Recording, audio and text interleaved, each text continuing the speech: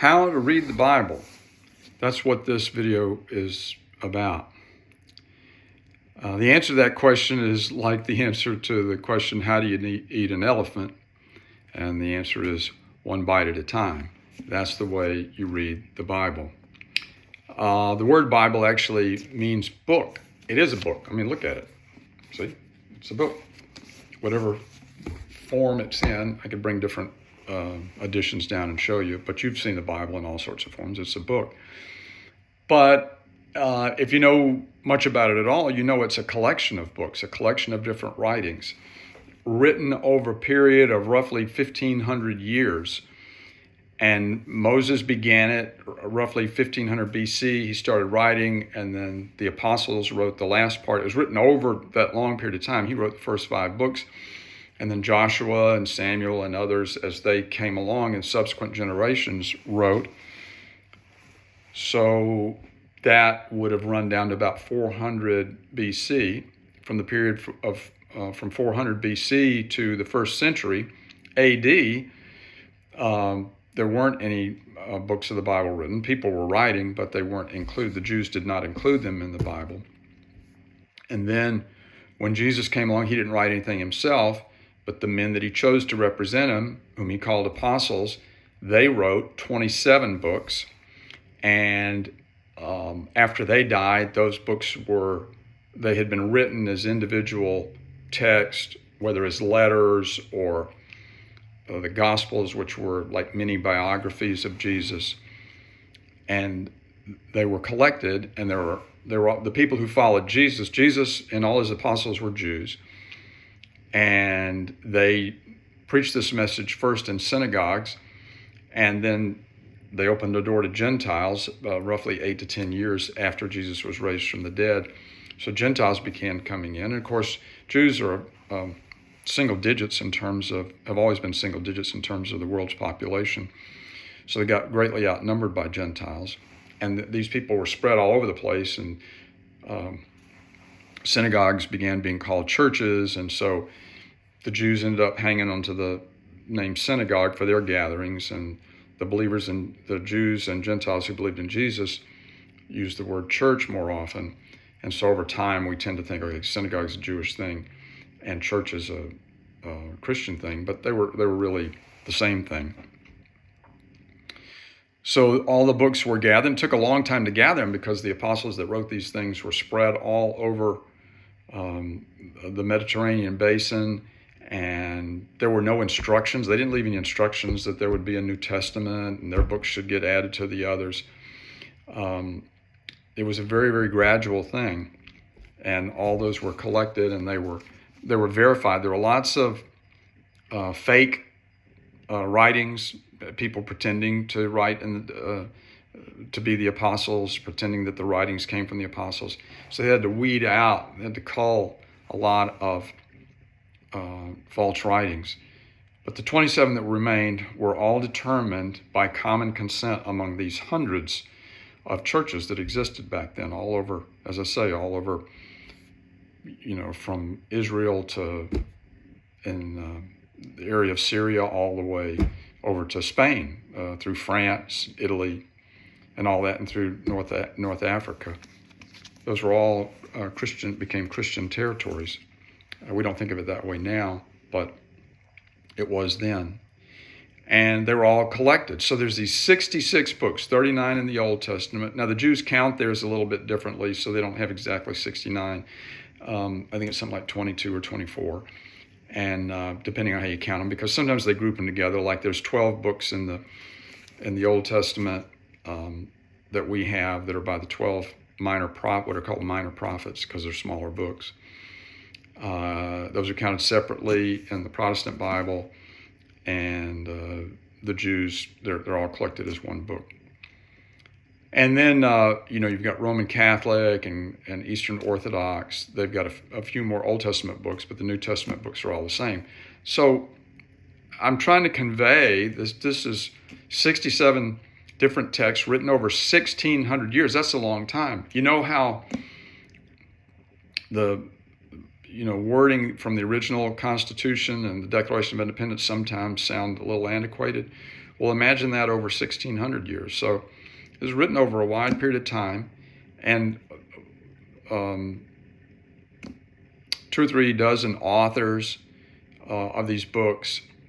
So they're different, and you have to read it like a library. You should think of it as a mini library rather than a book. And therefore, the first thing you should do is read it from right to left instead of left to right. Left to right, you start at the beginning, you start it with Genesis and work your way all the way through. And you can do that, and some people do it, some people have done it, but it's very hard to sustain the reading. So many people fall off, especially when they get into books like Leviticus. What is far more effective and will be far more helpful to your life is to begin with on the right side, which is to say to begin with the New Testament. And specifically, I'd begin with the Gospels, where you'll find the red letters, meaning the words of Jesus. Now, not all Bibles have the words of Jesus in red, but if you can have a Bible like that, that's a good thing. But the point is, you start with the books on the right, and specifically start with one of the 4 Gospels. The shortest Gospel is Mark, and the longest Gospel is the Gospel of, well, in terms of number of words, it's Luke. But the other Gospel I'd suggest reading besides the short one of Mark would be the Gospel of John, because Matthew, Mark, and Luke are all very similar in their format and in the flow of information. Not identical, but similar. But John sort of breaks the mold and writes in his own way. The Apostle John I'm talking about. And so if you read Mark and John, Mark or John, either one, you'll become familiar with Jesus the person and recognize him as a man of history. And I'll get back to that in a little bit. But the other thing I'd say is you need a plan for reading the Bible. You know, if you're going to eat an elephant one bite at a time, you need to read the Bible a little bit at a time. And there are plenty of Bible reading plans out there. And I will give you some Bible reading plans. But the interesting things about the ones that I have to give, and there may be some other people who do it the way I do it, but they're not commonplace. And what I mean by the way I do it is I make it a Christ-centered reading plan. I start you off reading focused on Christ and keep that emphasized. So if you go to my website, which you should be able to find somewhere on the page there of this video that you're watching, you go there and you'll see it'll give you the plan to follow. And even when you start reading in the Old Testament, you will continue to read in the New Testament, because the Bible can't be digested by reading it one time. There's just you have to go over it, and it's very rewarding to reread it. I'm really a Bible rereader more than a Bible reader, because I've never found a book that rewarded rereading as much as the Bible does. It's God's Word. You would expect us not to be able to get it all the first time. So you need a Bible reading plan, and I've told you how to get that.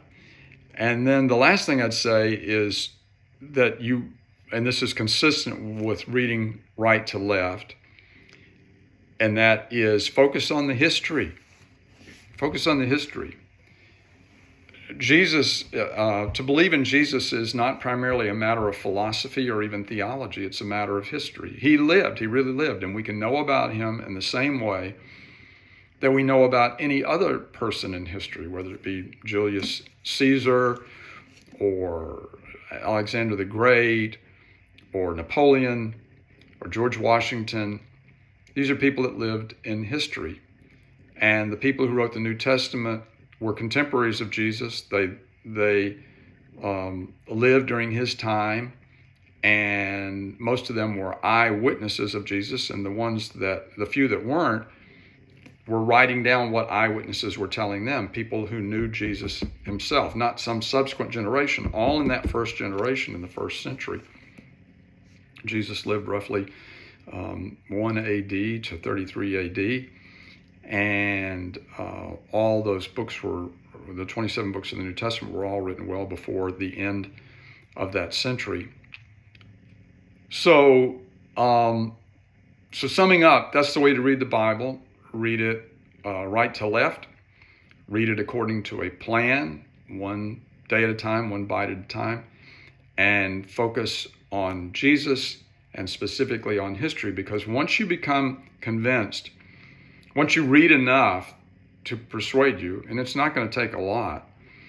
I heard a man say one time, and it's very, very plausible. He says, no one can read the New Testament twice without believing. I think he may have, he could have said, no one can read it once.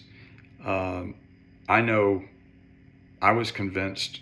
I was 26, 27 years old at the time, and I didn't get all the way through it the first time before I believed it. Now, I'd been raised in a church, but they would quote from the Bible from time to time, but I never read it for myself. I never, sat down and read it day after day. And most I was hearing it was, when we get together for a church gathering. But it'll change your life.